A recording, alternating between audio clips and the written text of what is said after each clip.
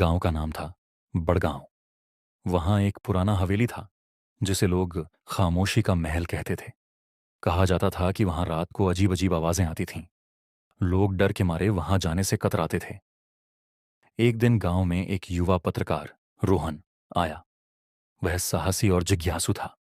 उसने सुना कि खामोशी के महल में कुछ रहस्य छिपा हुआ है। उसने तय किया कि वह इस रहस्य को सुलझाएगा। रोहन ने रात को महल में जाने का फैसला किया। जब वह महल के अंदर पहुंचा तो उसने देखा कि सब कुछ धूल धूसरित और खंडहर जैसा था। दीवारों पर पुराने चित्र थे जिनके चेहरे समय के साथ धुंधले हो गए थे। तभी उसे एक दरवाजे के पीछे धीमी धीमी आवाज सुनाई दी।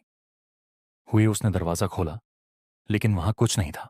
तभी अचानक हवा का तेज झोंका आया और एक खिड़की खुद खुद बंद हो गई। रोहन का दिल जोर जोर से धड़कने लगा। उसने सोचा कि शायद यह उसका भ्रम है, लेकिन तभी उसे सीढ़ियों पर किसी के चलने की आवाज सुनाई दी। दूसरी रात रोहन फिर महल गया, लेकिन इस बार वह कुछ उपकरण लेकर आया। उसने देखा कि महल के तहखाने में जाने का रास्ता है। वह नीचे उतरने लगा। जैसे ही वह नीचे पहुंचा उसने देखा कि वहां एक पुराना संदूक रखा हुआ था। संदूक के पास जाते ही अचानक उसे लगा कि कोई उसके पीछे खड़ा है। उसने पलट कर देखा, लेकिन वहां कोई नहीं था। उसने संदूक खोला तो उसमें से एक पुरानी डायरी और कुछ गहने मिले। डायरी में लिखा था, यह महल कभी मेरे और मेरे परिवार का था, लेकिन लालच और धोखे ने सब कुछ छीन लिया। मेरी आत्मा तब तक भटकेगी जब तक कोई मेरे दर्द को समझकर इसे दुनिया के सामने नहीं लाता। डायरी पढ़ने के बाद रोहन ने महल के इतिहास की खोज शुरू की।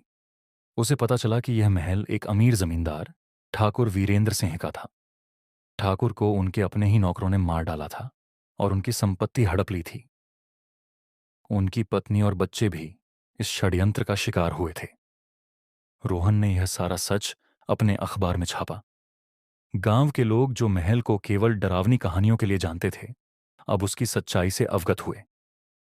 ठाकुर के परिवार के लिए गांव में एक स्मारक बनाया गया। जब स्मारक का उद्घाटन हुआ तो लोगों ने देखा कि महल से आती आवाजें बंद हो गई थीं। रोहन समझ गया कि अब वह आत्मा मुक्त हो चुकी है। रहस्य खत्म हुआ, लेकिन रोहन के जीवन में यह घटना हमेशा के लिए रह गई।